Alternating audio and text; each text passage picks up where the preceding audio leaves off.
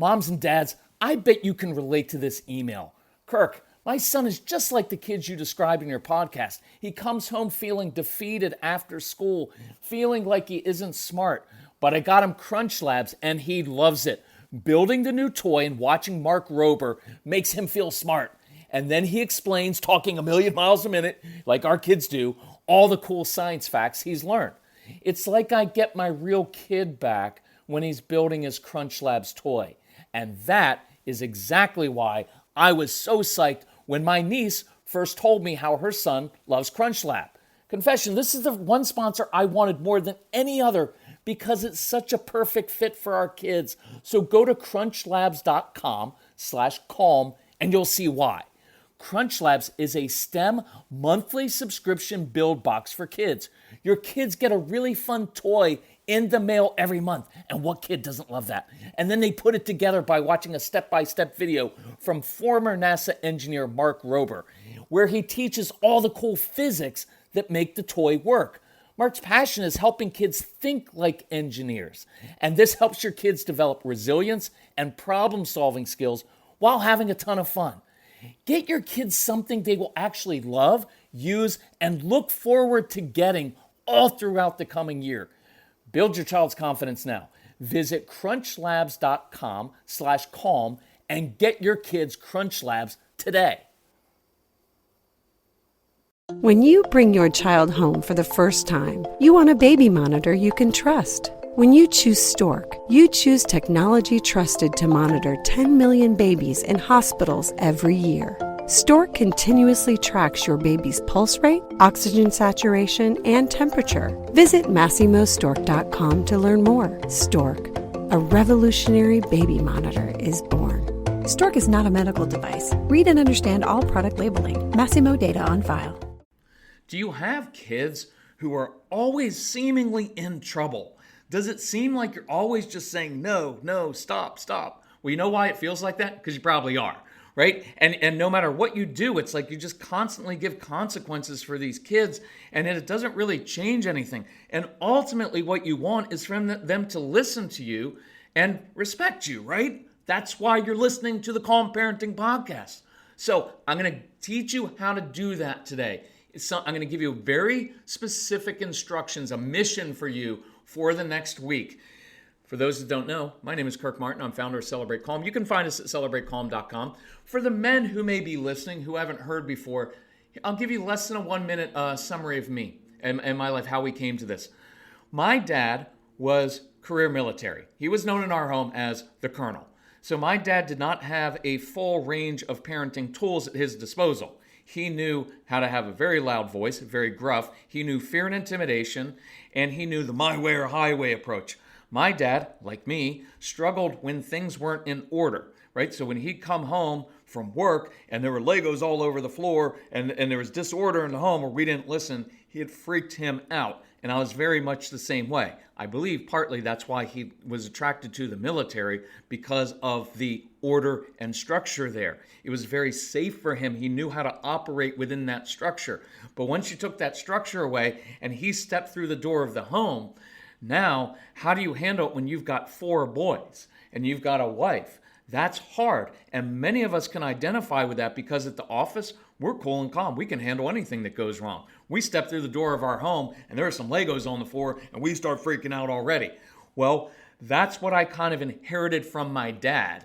And so for those who don't know, we have a son named Casey. And I got on that kid from the day that he was born because I thought my job as a parent is to correct that little kid and grow him so he grows up to be a highly disciplined, motivated young man who says yes, ma'am, and yes, sir. And I tried all of that. And what I found was I was on him all the time. And our relationship was really suffering and it wasn't helping at all. So I changed. And when I changed, our relationship changed and his behavior changed and our whole family changed. So I want to give you some tools today because I've noticed a pattern when I'm doing phone consultations or just meeting people. It's usually there's this dynamic oftentimes of a mom who's kind of around the kids more, so she ends up being a little bit more lenient because, you can't be tough like 24 hours a day, right, moms?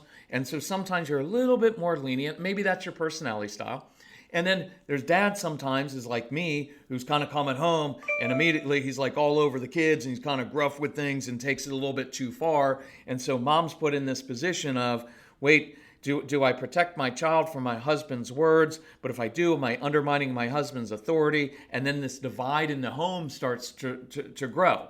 And so I was doing a consultation the other day, and I shared this analogy I've shared it with a few dads, and they found it very helpful. Now, if you want to do a phone consultation with us, I'll be happy to mediate between you as a couple or just even on your own. I'll do that. I think it'd be a lot cheaper if you just went through the Calm Parenting package that we have on our website. And I know people don't like, why do you have to mention your stuff? Because it helps lots of people, right? And it's 30 hours. It's my life's wisdom with these kids distilled into 30 hours of very, very practical strategies and insights that I don't believe you're going to get at the therapist's office. And it's 30 hours probably for less than a cost to go see a therapist in one session. We've got a big spring sale. Or if you're really ambitious and you want to change, just go and get the everything package. It's so, compared to what you're going to pay, it's such a good process to go through. So anyway, or you can just do one call with me. So imagine this. I'm going to tailor this to men a little bit. Imagine that you get a new job and you go into your new job and your boss only tells you what not to do. Don't do this. Do not do that. And by all means, never do this. And he constantly corrects you, but he never really tells you what to do or shows you how to succeed. It's like the boss doesn't give you any training. He's just like, don't do this, don't do that, and you better succeed. And he's like, just be a good employee. But he doesn't give you specifics, right? Because we always say that to our kids. You need to behave. You need to be a good child. What does that even mean? Right? And then when you inevitably fail, because you will with that kind of job and that kind of boss, your boss will threaten to fire you. And then he may even pile on. I don't know how you even got a job here. Certainly don't have much of a future in this company. Well, you wouldn't put up with that. You'd feel frustrated. You'd feel like a loser. And you'd resist or you'd shut down. But consider how we often parent our kids. We say, no, don't do that. Stop, all day long. We constantly correct our kids and point out every single mistake that they make. See, our parents didn't really do that as much to us because we were outside a lot and they weren't as engaged with us. And so we had a little bit more freedom. But you're around your kids all the time and you feel like you have to point out single thing that they do. And we don't really give our kids tools or show them how to succeed. We say, you need to behave, be a good kid, but we don't show them how, right? And then when they inevitably fail, because they will, we threaten them with consequences. If you don't stop that, I'm going to take away your video games. Go to your room right now.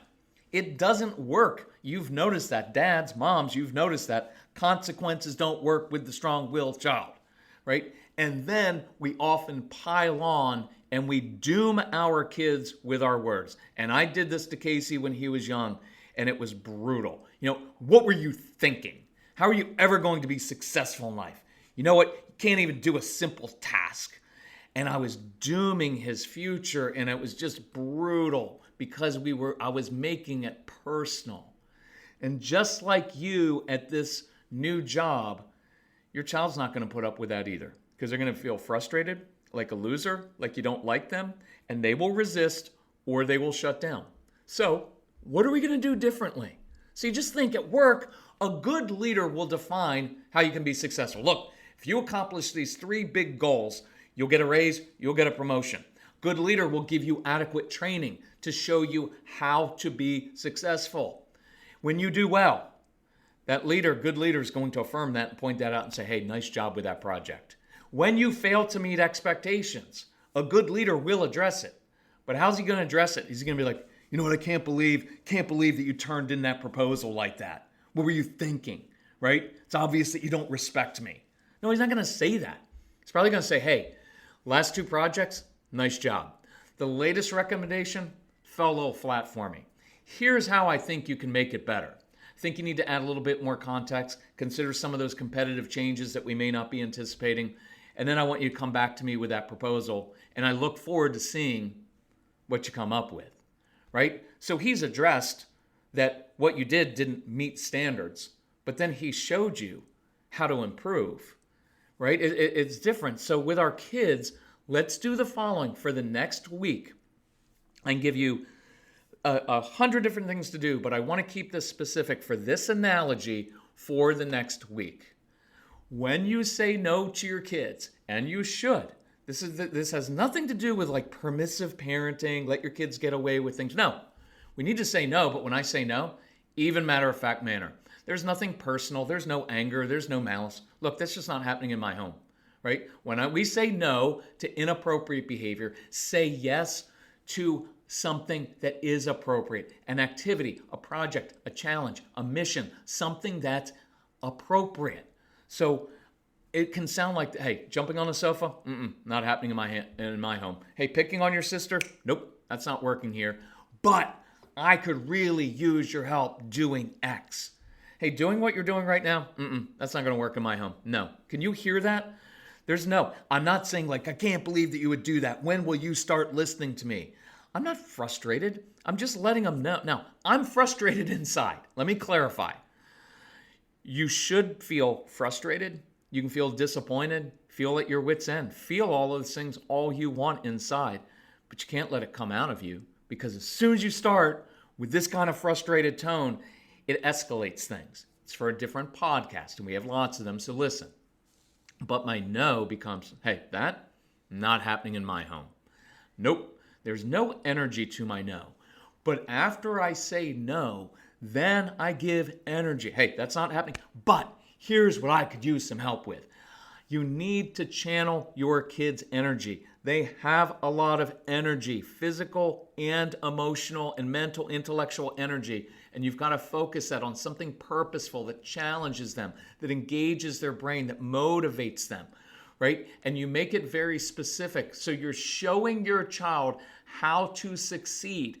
We actually create successes, right? And I've done that in many podcasts of you create the success, because otherwise all you're going to say all day long is, no, stop, you didn't do that well. And the child's going to shut down. And then I want you to affirm, just like you want your boss to notice when you do a good job, your kids want you to notice. And I promise you, many of you, if you stick with the negativity, you're going to destroy that relationship. And in their teenage years, here's what your child's going to say. You know what it feels like? It feels like my whole life, all you've ever noticed is the things that I don't do right, and you never notice the things that I do well, right? And I don't want to do that. Your kids are looking for intensity. What happens in our home? We tend to give most of our intensity to our kids when they're misbehaving, when they're doing something wrong, or when we're frustrated. You know, hey, stop it. How many times do I have to, right? That's when we give the intensity. What happens to their brains is the human brain seeks intensity. Your kids want your intense emotional involvement. And what they learn very quickly is, oh, if I want my dad to put down his phone and give me his intense emotional involvement, I just need to do something wrong, because then he'll yell at me. And they get desperate for it, so they'll just do something wrong. And it physically changes their brains. And that's a scary thing. But you can counteract that by doing the opposite, by giving intensity to when the kids do things well, purposefully, intentionally, noticing that. Hey, nice job. Look, this is short and sweet stuff. A little fist bump. Hey, nice job. Well done. Hey, honey, really proud of you. Shows me you're growing up. Like how you handled that. It's not that hard, but we have to be intentional about it and really put some time into that this week. I promise you, if you will do that, it will change how your child responds to you. It will. It will change their behavior. It will also change your marriage. Because when your spouse feels like she doesn't have to walk on eggshells and be the referee between hubby and the kids, that changes things immensely. And I promise you, men, I know as a man, I want one thing more than other things emotionally is this. I want respect. I want people to respect me. Professionally, I want my kids to respect me as their father, and I want my wife to respect me as well. And I'll just be brutally honest because I'm a guy. Some of your wives don't respect you because you're a grown man who goes to the office and handles everything well there. And you do. And you're to be applauded for that. And it's a wonderful gift and sacrifice that you give your family. And you do that. For the wives who do that too, whether you're working outside the home, in the home, or both, right? You're to be lauded for that. But then when you come home and you can't handle things for that child that your wife loves more than anything on this planet, including you, right? Because she loves her kids more than you, right? That's just the way that it works. And you can't handle that child, and you cause more tension, and you escalate situations. She doesn't respect you. She doesn't, and nor should she in that way. Now, that's not meant to be harsh, but we have to, it's not just about, look, I went through this myself, and in the early days, here's what I said. Fine, you know what? Fine, I can't do anything right. Now, there's more to this, because there's also the part that your wife needs to affirm you and needs not to pick out everything that you do wrong with parenting as well, right? Both of us are in this together. And at first I felt like, fine, you know what? I try to help out and I do everything wrong. You know what? I'll just go to work. I'll earn a living. You handle everything with the kids, right? That's a very common thing that we end up doing and saying. I want your wife to respect you. And when she can relax and know that no matter what's going on in the home, you can handle it. When the kids aren't behaving or when they're upset, that will change a lot of things in your home. So let's do this for a week.